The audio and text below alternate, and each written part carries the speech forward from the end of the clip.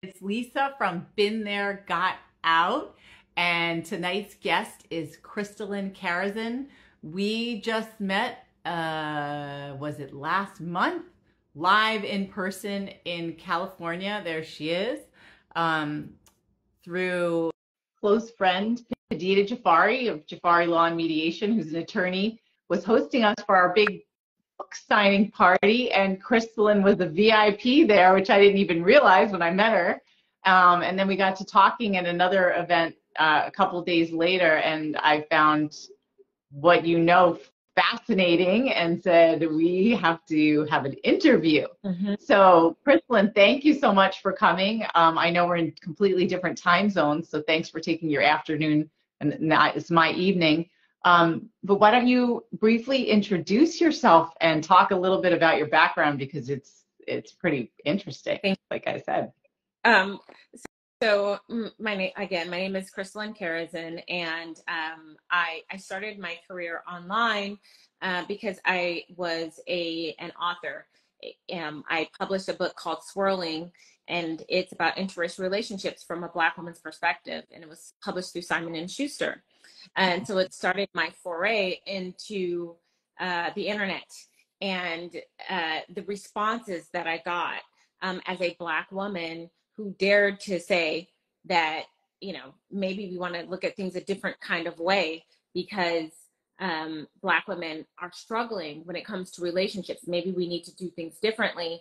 The amount of blowback that I got from people within the community was astounding. It's been sort of a war that I've been fighting for going on 13 years, and it's about Black women kind of being held hostage by a community that says that you should not go anywhere, that you need to stay where you are, which is why you and I got to talking about like what the experiences are within the community.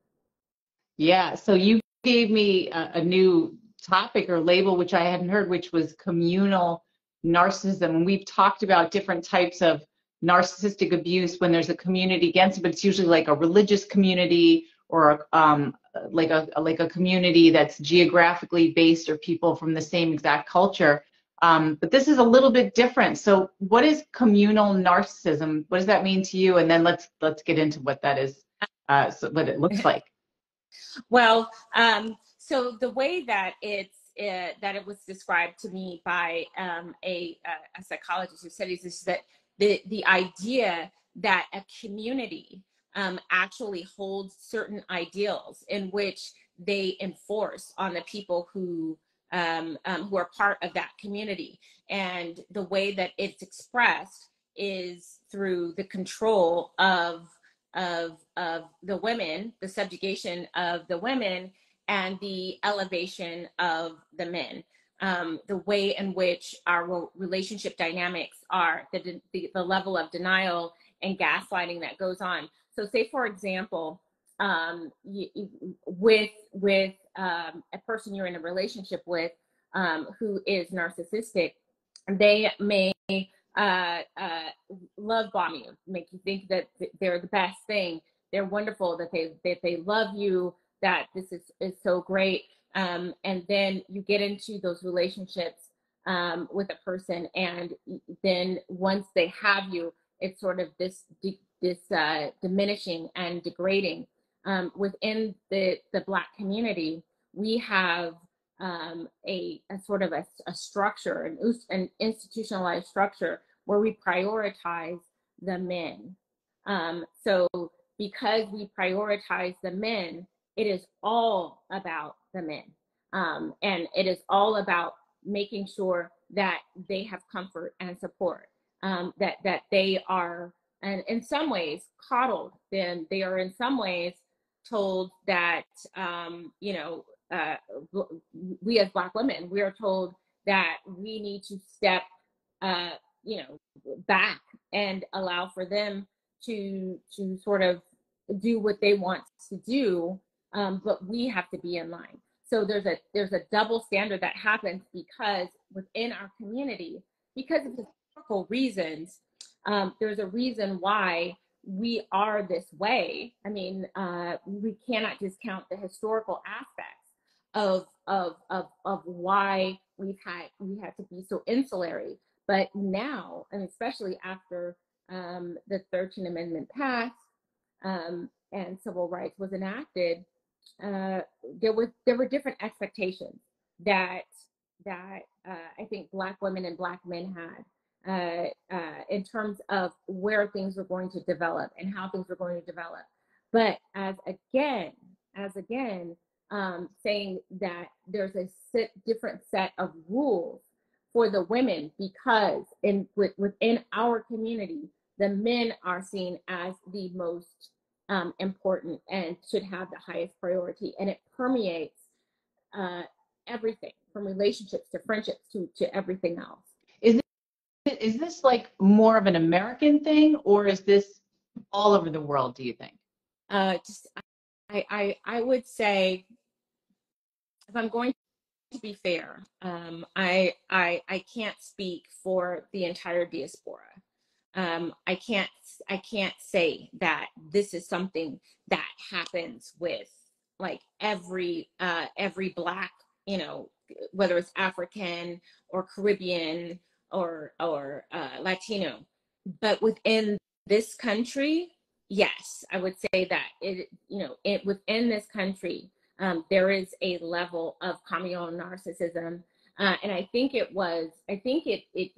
comes from the feeling of inadequacy, feeling like deep down we're not enough.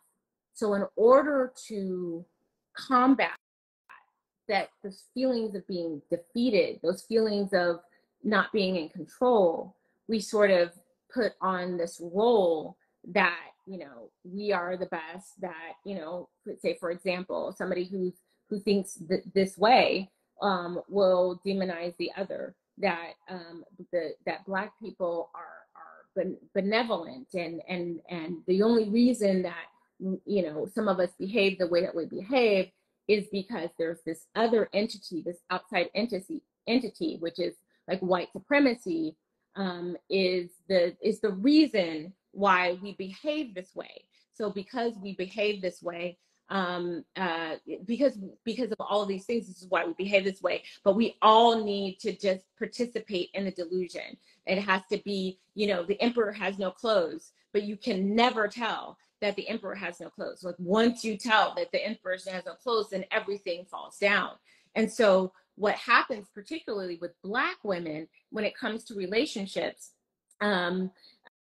we have to sort of engage in the delusion if we want to participate, and not really do what is best for us, because there are so many social consequences that go along with deviating what is expected from you from this community, because it's reinforced. Go ahead. It's reinforced through the music, it's reinforced through the movies, it's reinforced through our religion and churches and things like that. So it is very, and it's also enforced through our friends and family and etc. So that's kind of what we're dealing with. So I'm thinking often when and this is what you spoke of too, when we're thinking about an abusive relationship, we speak in the singular, like I'm in a relationship with someone who's abusive and this is how they are. But you're talking, it's the community basically who is controlling individuals. It's on a much, it's on a group level, like a much broader level. And so I used to be a high school English teacher, so I'm always like, give me details, give me some examples. Can you paint a picture about what it might look like in an individual's life, like an individual Black woman's life, how this manifests? Right. So I'll use my own story. So within this community, you're taught as a Black woman that you need to stay within your race, that you need to find the best man that you can find, and if you don't find him, it's always your fault.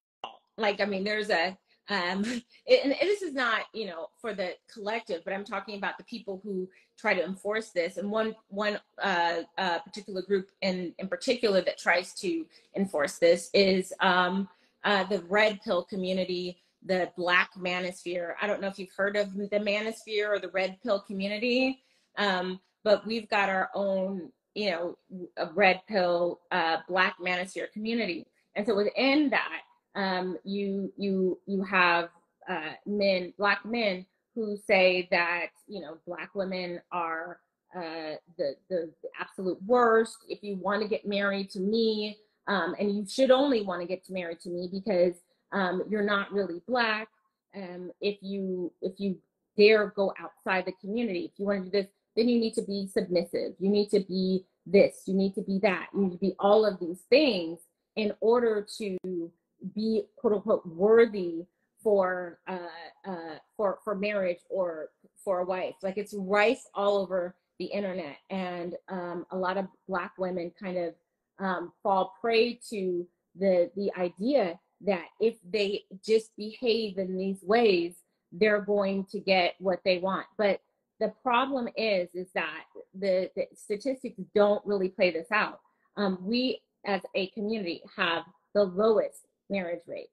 We have an, I think, 80% divorce rate. Really? Yes, it's high. I think we have, the marriage rates are around 30-40% of Black people are married. We have by far the highest out of wedlock rate, with 68% of children being born out of wedlock. Now that's starting to tick downward. You know, started in the foray of social media, it was 70%.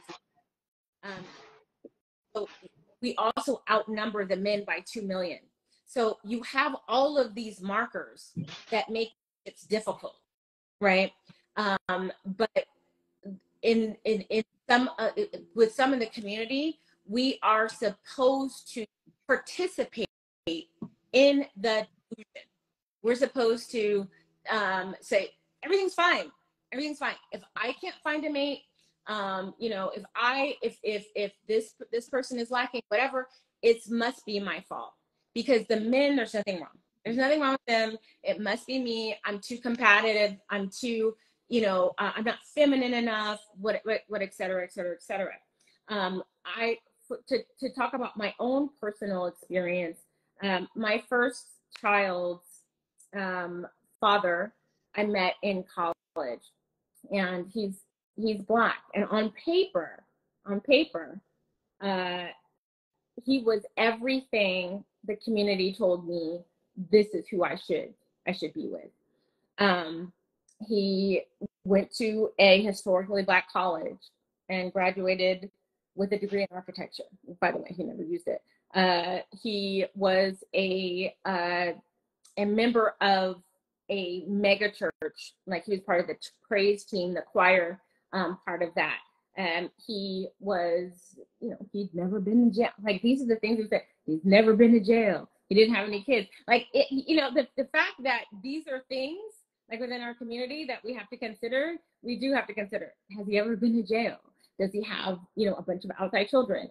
So none of those things were, so he seemed like really like that type, like just that's the type of person that the community said is ideal. And it was not ideal. It was not ideal because my particular experience being with him,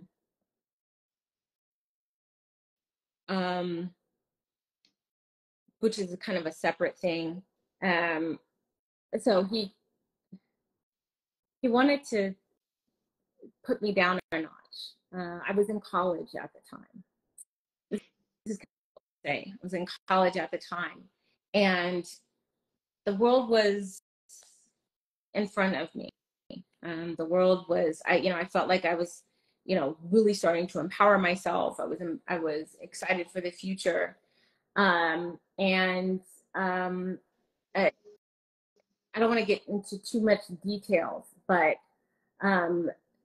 what happened between us while we were together, people would call reproductive coercion. And reproductive coercion is where you do something to force the person to have a child, or to get rid of a child, or to sabotage birth control, so that you can control that person through the child. And so that happened to me while I was in college. And the treatment that I got, it was not, I mean, it was something that was commonplace for many Black women who were having my experience. The fact that, after my second trimester, and without any, once he knew the baby was going to stick and I wasn't going to give, then it was the attitude change. It was the degrading, just because you're having my baby doesn't mean I have to marry you. And you have to do this, all of these things in order to be in order to be my wife. All of those things I participated in, was very confused by, but I thought that because the community told me, this is a whale, you need to, this is a guy you need to stick with. This is the best you're going to get within this community, as the way that you present. You're a darker skinned Black woman. You've got kinky hair. If he's the guy. You need to try to make this work. And so you have this pressure outside of the community to make it work with somebody that seems right, because there is this need to engage in a delusion that we're not experiencing all the relationship challenges that we're experiencing. And so you have to engage in it as well, or you will be sort of shocked. Somebody said that the obsession to control Black women is astounding. I think there might be some of the people who follow me on this thread too, because I can tell that it's resonating with some people. But so that was my experience. And then having to disengage from that relationship and being told by the community that it's your fault, that the reason why you chose wrong. Wait, but this is what you said that I should do. You should be with. That this is, the idea that nothing that Black women do in relationships, well, when relationships fail within the Black community, especially if there are children involved, it is deemed almost totally the woman's fault. When we talk about the single parent rate within the Black community, what happens in those conversations is the fault goes to the mother. Again, going back to the communal narcissism, there's almost no accountability for the men. The men can just kind of go along. There is no, and even in some circles, you shouldn't even go for child support like that. You shouldn't do that. The fact that Black women, and we're talking about law enforcement, the fact that Black women who are often very victimized within our community. I'm gonna give you another example of this. Is there's a big kind of open secret about Black women, in that every 4.5 hours, a Black girl or woman is killed. And the vast majority of the time, it is within their community. So what has happened? This should be, if this were the case in any other community, there would be laws, there would be think tanks, there would be institutions trying to figure this out. To even get the American press, who has decided that they have picked a side on who is the most important with our community, they have decided who is the precious and who is most important, that this stuff is not even reported. The fact that most Americans don't know this high level of violence, but coupled with that, because of the communal narcissism, we feel like we can't report it. So we are told as Black women, when violence is done to us, we have the leading numbers for partner violence, for matricide, for intimate partner violence. We have sexual assault, the highest, more than any other. However, you don't hear about it. You don't know about it because we need to, they have picked a side. They have decided that the Black men need to be protected at all costs. And the women just simply don't really matter. Okay. And so you have a situation where, even though this level of violence is happening within our community, we're so brainwashed as Black women to not report. So while we have these high rates, we also have the lowest rates of reporting when things are done to us. And that is because within our community, you're not supposed to do that. You're not supposed to. Why are you going to put another Black man in jail? Why are you Black man suffer? Why are you turning over this Black man to white people? You need to let this problem be solved in house. The problem is that these problems are not solved in house. The fact is that these men are doing this and still walking amongst us. We're still passing them the biggest piece of chicken at the table on Thanksgiving and saying, please pass the peas to the person who's done this harm to us, because that is kind of what we were trained to do. Yeah, there's so much of what you said. I didn't want to interrupt you. I'm known for interrupting, but I was like, I'm not. But I saw a comment about being shamed into silence. I kept thinking the whole theme of what you were talking about had to do with blame. There's an organization, a woman named Stephanie that I met in the Bronx in Manhattan at a family law conference last year, and she started an organization called WARM, New York City. It stands for We All Really Matter, and we've gone to marches with her, but she holds up posters and things. It's like you never hear about women of color and all of the violence that goes on, and she said the same exact things as you. And one of the things she's done is partner with the police department to try to swoop in and save these women who are dealing with their children and families with domestic violence. And it's kind of controversial because she's a Black woman partnering with law enforcement. But and that's go ahead.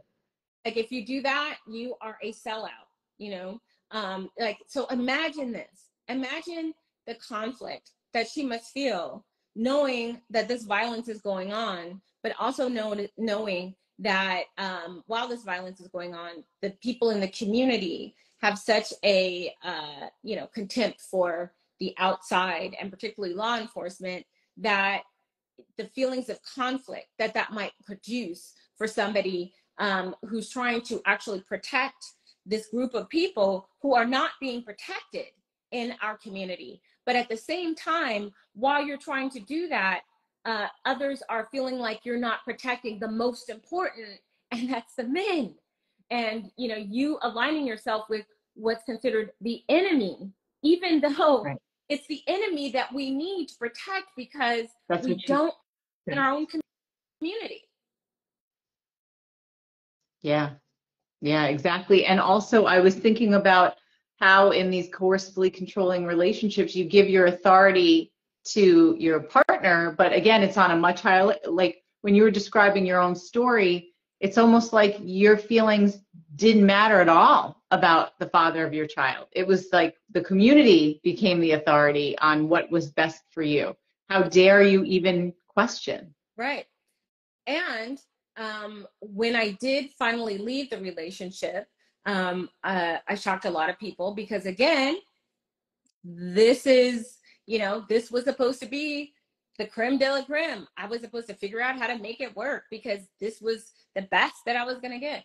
When I dared decide to go outside of my race and date somebody who was white, then it was the ultimate sort of betrayal. And want to marry a white man and to have children with him, subsequent children with him, was just the ultimate insult, because there you are as a Black woman. Don't you know your responsibility is to facilitate Black love and Black families?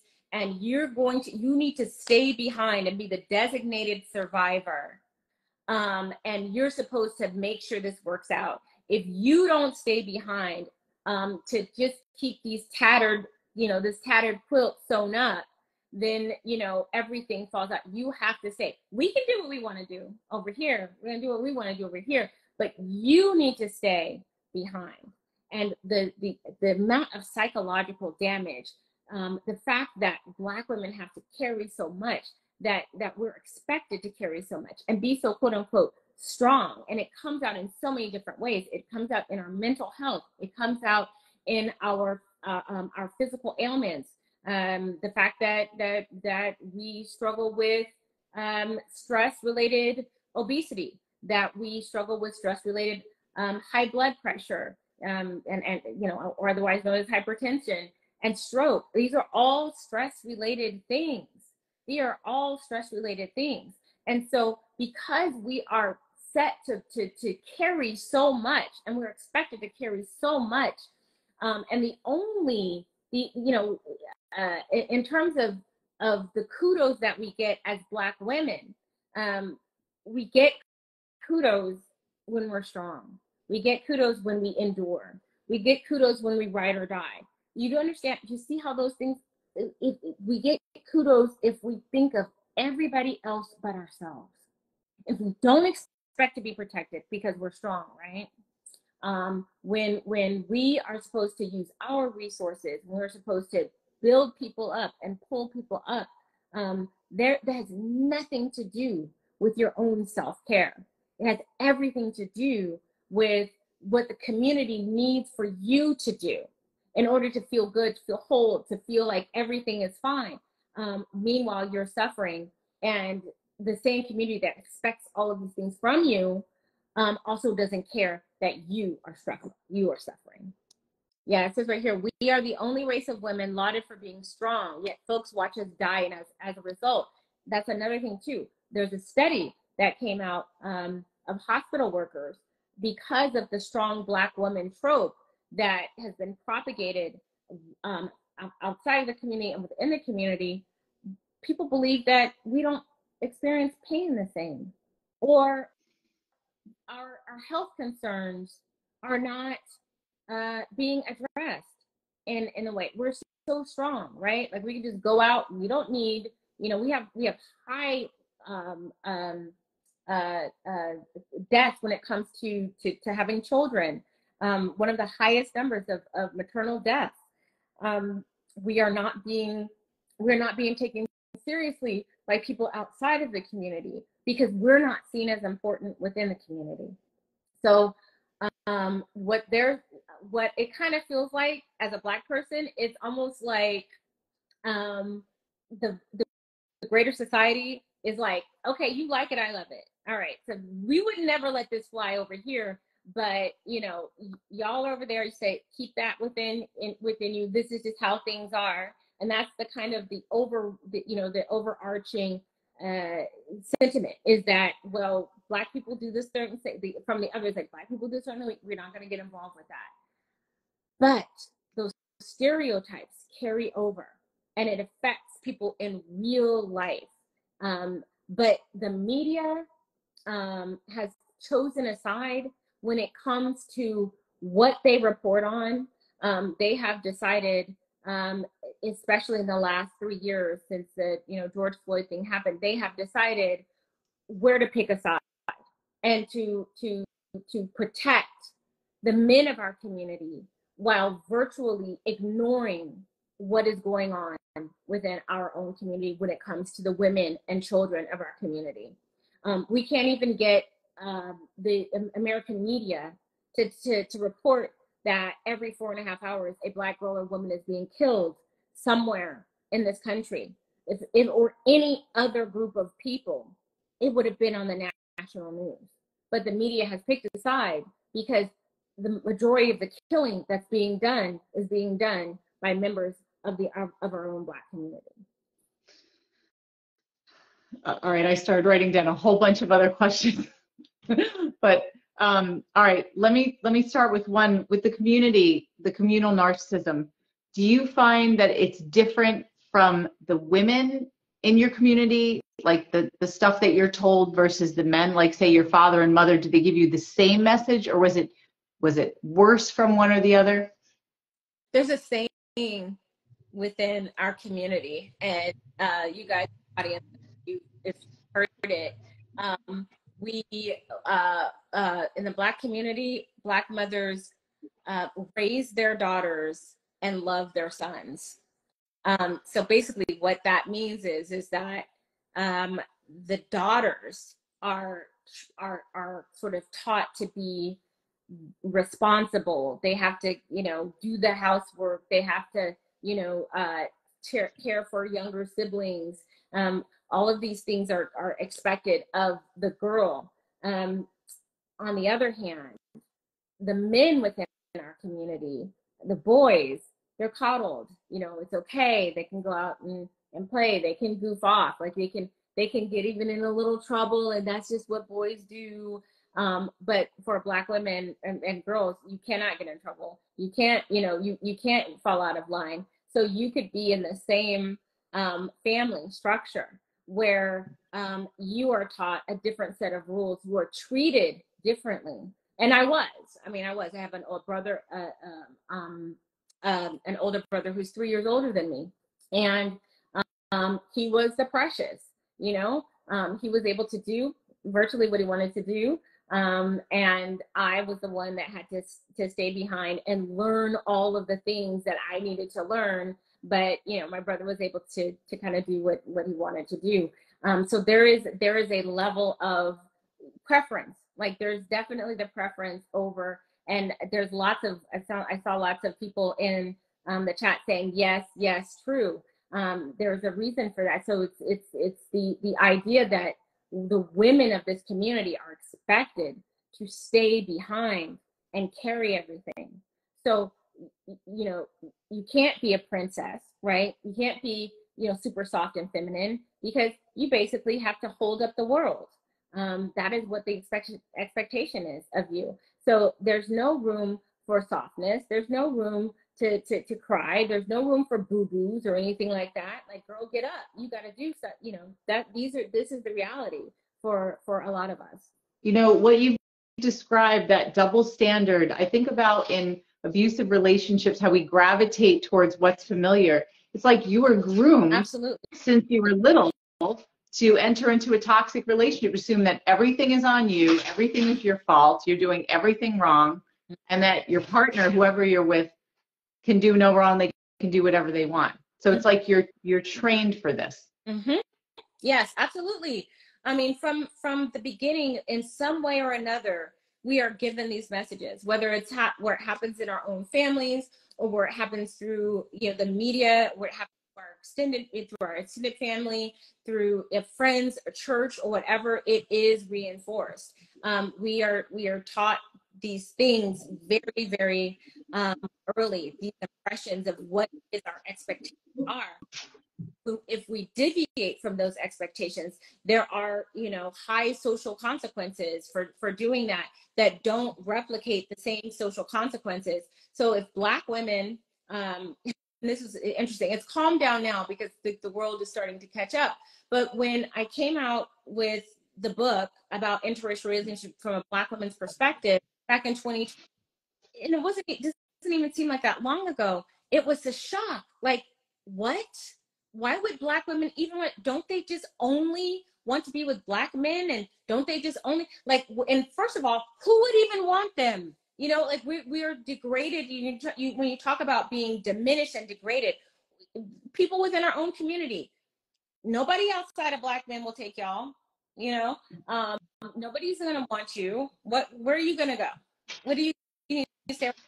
Whereas there's different kind of messages that are given to the men who feel more free to pursue, while at the same time enjoying the imbalance of the fact that we outnumber them by the millions. So yeah, you said 2 million. I was going to say, what about when a Black man dates or marries interracially? I mean, I can imagine, but let's hear it. Okay, so I don't want to be completely unfair and say that they don't get any blowback or anything like that, because they do to a degree, but because of male privilege and because we live in a patriarchy, there are certain liberties that men are able, and within our community, there are certain liberties that men are able to pretty much as soon as they could, as soon as the liberties that we fought so hard to gain were accomplished, they decided they were going to date everybody. A big segment of them were like, "Where are the white women at?" I remember articles in Ebony and Jet magazine. You know, why are Black men leaving Black women? Why are Black men marrying white women? It was and it was seen as a way to get back at the man, right? So if I can have the man's woman, then and she wants me, you're the man, right? But your woman doesn't want you, she wants me. And so that makes me feel like I'm winning. Okay, I'm winning this proxy war. I'm using her as a damn proxy war against you. But especially if you're a Black woman and you get with a white man, then that is the biggest insult, because you are going to the oppressor. You are what they call a bed wench. You are a traitor, because it doesn't quite work the other way around. If it's going to the guy that, yeah, I got your woman, right? Ha ha ha ha ha. It also works that the other way around. What is good for the goose is good for the gander. So when Black women do that, it is seen as a betrayal, because it is an indication that maybe things aren't so, maybe the men aren't so great. Maybe things aren't so wonderful. Maybe there's more Black women who are disgruntled with, what their relationship options are. There's definitely social consequences that are imposed more on Black women than it is for Black men. And you see that in the stats, because I believe that they have the second highest interracial marriage rate. Actually, no, not the second. They have the highest interracial marriage rate amongst men across all races in the United States. Really? Yes. So imagine this. So we have a marriage rate around 30-40%. And the interracial marriage rate of Black men is 24%. So for those of the men who actually marry, 24% of them marry outside of their race. So it's only 6% that actually marry, like Black men marry Black women? 6%? No. So say, I was like, I think I'm getting it wrong. Yeah. So you have to, this is where things get confusing. So there's roughly, I think, 43 million of us. So if we took like 100, we put 100 of us in a pot, there would be, 200 more, so 1,000 of us in a pot, there'd be 200 more women. And if you take that 1,000 in a pot, say if 40% of that pot would be 400 people. So you have 400 people who get married. Of that 400, that is your 100%. And out of the 100% of that 400, 24% of that number, the men marry interracially. Wow. Yes. Mm-hmm. So what are 20%? She says 20%. It's actually 24% according to Pew Research, and 80% of Black men are married. And they say 80% of Black men are married to Black women. So here's the thing with stats and why you got confused, because what realtor Tisha is saying is that while 20% of Black men, and it's actually 24% of Black men intermarry, 80% of them marry Black women, but it is of the percentage of them who actually marry. So if it's at 40%, just think of that goal of 1,000, that's 400 that within that will marry.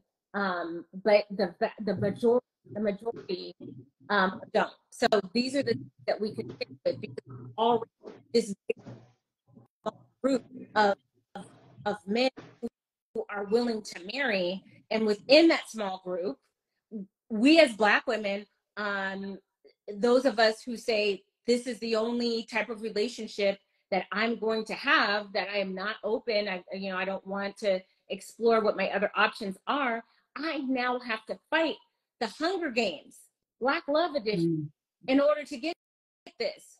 You see how the system is rigged. So if you have these low numbers, and then now it affects how we relate to each other, because again, it's a Hunger Games situation. It affects even how other Black women befriend other Black women. It raises the level of competition. It doesn't allow for us to advocate for ourselves. If we're centering the men because our community centers the men, and if our community says that as a Black woman, your ultimate prize is to get this man, even though you've got all of these potholes and minefields and everything, if you get to that golden, brass thing, that's what you need to strive for. But the odds are forever not in your favor. They're not. And if you get it wrong, it's your fault too.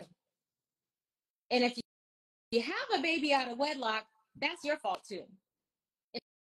If the man left, you should have chosen better. Do you see how it is? Yeah, it's impossible. Impossible. I was going to say, when we were, so you talked a little bit about the Black manosphere, which I looked up and found a little more information on. And you said that, you said what it was. Can you just quickly reiterate what it is? And then we talked about some phrases that, that people use to keep women under their thumb. Yes. So the Black manosphere started pretty much when YouTube started, and it was a group of Black content creators who created a cottage industry surrounded around Black women, and these are the men of our community who went on a platform that can be seen globally and said that we were the most unfeminine. We were terrible single mothers. In fact, we were the worst stewards of children on the planet. That we were dark-skinned, nappy-headed, disgusting,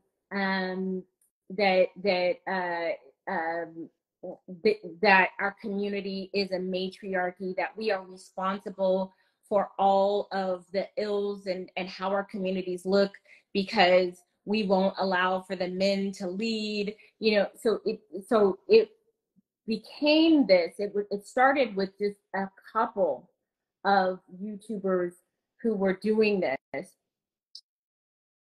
Since 2009, when YouTube started, it is now proliferated, where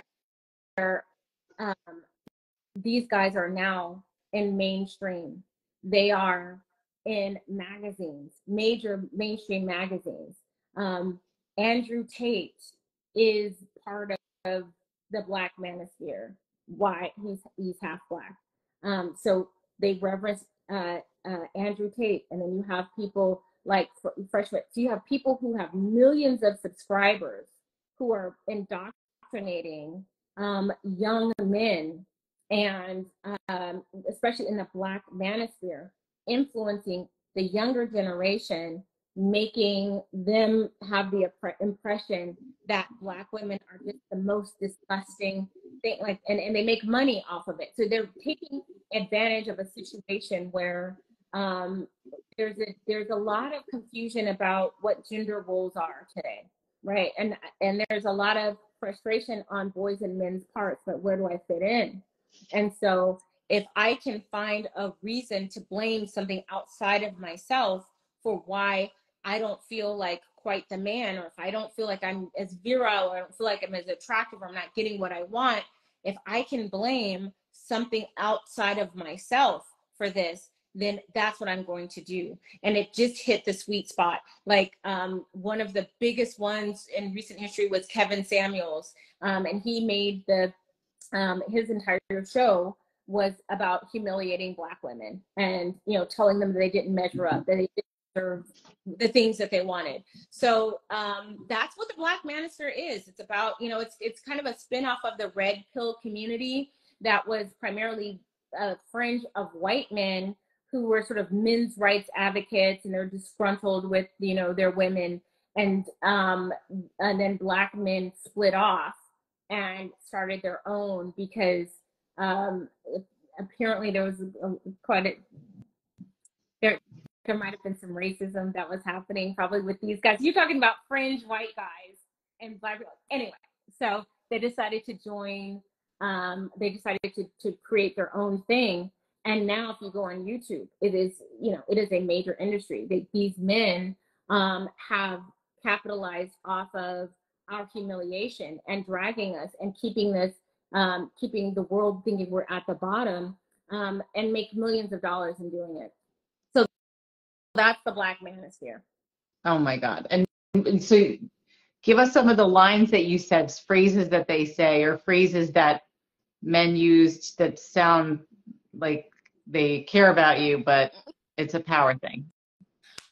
Well, in terms of the words that I use, so I hold the shaky title, the infamous title of being the head bedwench of Black women, because I came out with the book Swirling in 2012, and so a bedwench in the Black community is an insult in terms of you're the slave master's sexual plaything.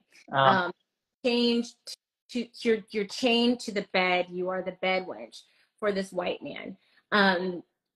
There's oh my gosh, that's probably the worst of it. But yes, I mean, there's all sorts of names that are given to Black women to demean them and to grade them. Like there's new names all the time. Thought 304. For the streets, like all of these sort of degrading names that are used to describe us, and keep us marginalized. What the one, Christelyn, you mentioned something like you're in my program. What's that? My program. So when we're talking about big thing about our community, because I think male-female dynamics within our communities probably still in the 1950s, about in terms of what the men expect the women to do in terms of being submissive. And so submissive, you need to display that trait in order to be sort of marriageable. This is what the manosphere and the gurus tell you, is that you need to be submissive like other women are, and be in my program. So that's another thing that they use to say you need to fall in line. Okay, so you need to be on my program, which means that I make all the decisions in the house. They may say you might have a say, but I have the final say. Mm. So this is the new thing of since submission is so triggering. They're using words like cooperation, or words like, get on my program, which basically means to be submissive. The problem is, because we have so many different dynamics that are lopsided within our community, there's not a level of trust. Like, why should I be on your program? Let me just give you this example. Because we're going to say, if I'm college educated, I think Black women, oh my gosh, I think like 70 something Black women are enrolled in college. 30% of Black men are. Our wage gap is so narrow, it's almost the same. So if you're not protecting and providing for me, I still need to do what you say because you have a penis. So there's this idea that in the male-female dynamics within the Black community, that even if you're the more successful one, even if you are, making more money or whatever, you are to defer to the man, and the man makes the decisions. The problem is, within our community, without getting into too much detail, is that a lot of Black women don't trust that the men in the community will make the right decisions. And so you've got this battle between the two genders, because there's not a high level of trust. They feel like Black women feel like, in a lot of ways, Black men have let them down, have kind of left them to kind of sort everything out and figure things out, and not have a plan for things.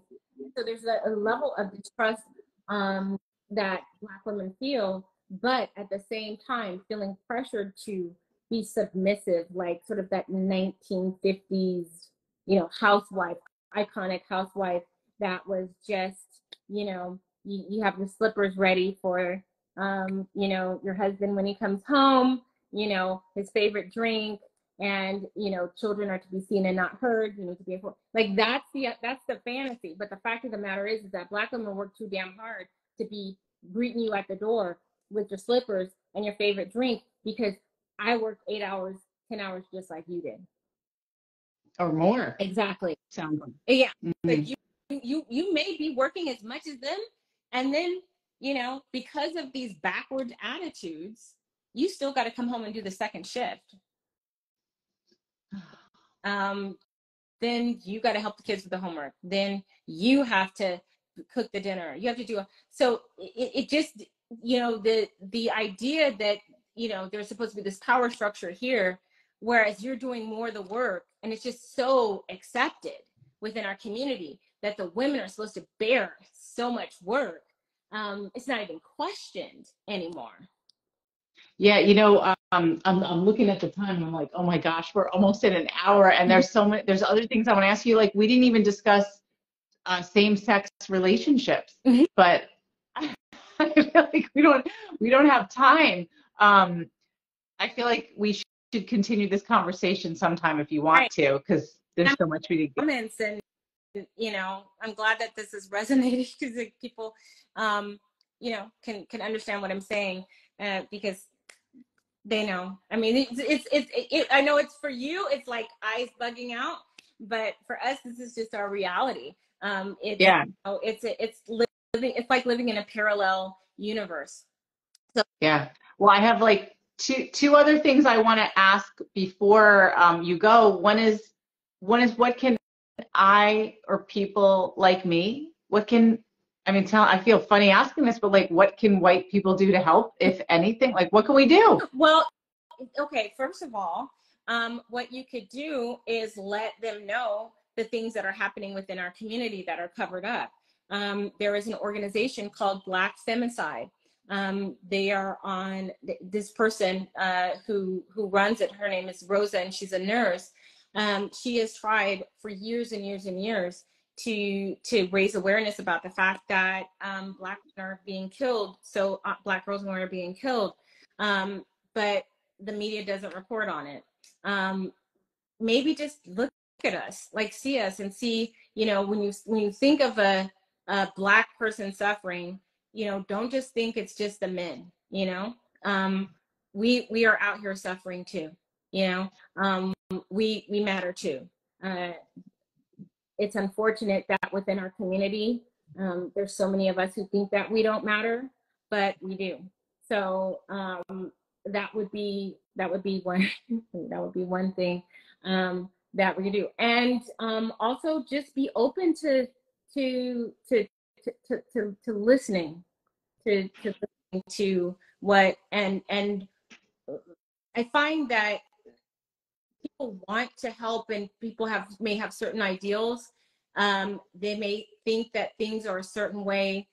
It's better that you listen like you did for the past hour, so that you can understand what is going on. And sometimes listening is just enough. All right. Well, I want to keep listening, and I'm glad that we had the opportunity to get it out today, and it's going to be on podcasts and YouTube channels, so a lot more people will watch and listen. But before we finish, Christelyn, your path has taken like a really different turn, and it's interesting why. So talk about what you're doing now and how it relates to all this. Right. So in addition to still doing, you know, what I do, I launched my own skincare line called Watered Body Care, and it really came from the overarching idea of self-care. So it's the first multi-step spa grade system specifically for women of deeper skin tones, but it's a little bit more than that. The components of me wanting to do this, because I've always been in skincare, I've always been a skincare junkie. You know, I used to be a beauty writer and health writer, was the idea that we need to, as Black women, pour into ourselves. We need to pour more into ourselves that we pour into other people. Otherwise, we won't have enough. And also the idea that what you feed grows. But in terms of the name Watered, I have a friend, she's an author and a womanist, and she said one time on Twitter, she said, Black girls are the only flowers that everyone expects to grow without being watered. And so when I developed the skincare line, that's what I had in mind, that we need to water ourselves. We need to take care of ourselves. We need to take time. You know, the beautifying process is also self-care, but just taking that time for yourself, you know, showing yourself, I am special and I deserve this. You're pouring into yourself, and that's what Watered is all about. Despite, you know, in addition to being excellent skincare for women of deeper skin tones and mature skin. And so how can people find you and get your products? Because I know you have your main Instagram, which is what we're doing this through, but go ahead. Yeah, so on Instagram, it's if you want to follow us on Instagram, it's Watered Body Care. So it's WATERED bodycare.com. You can also go online, take a look at our website. We're really big on education about like why our products are so superior. So when you go there, you're going to see lots of video, you're going to see lots of information about what we put into the products that make them so amazing. So that's wateredbodycare.com. All right. Thank you so much, Christelyn. I had a feeling we'd be talking a lot, and it's been nonstop. And there's more. Like I only had a few questions, but things always come up, and there's things that we haven't gotten to. So hopefully, like you said, you'll maybe do it again, and we can continue this conversation, because it is really important, and we want to get the word out as much as possible. Yep, I'd be happy to. Okay. All right. Well, thanks again, and thanks for listening, everybody, and we'll be back together at some point soon. And thanks everybody who follows me, who's in the chat. Thank you. I try to read every comment. They're really good. Yeah. Great. Thank you, Lisa. Okay, you're welcome. Bye.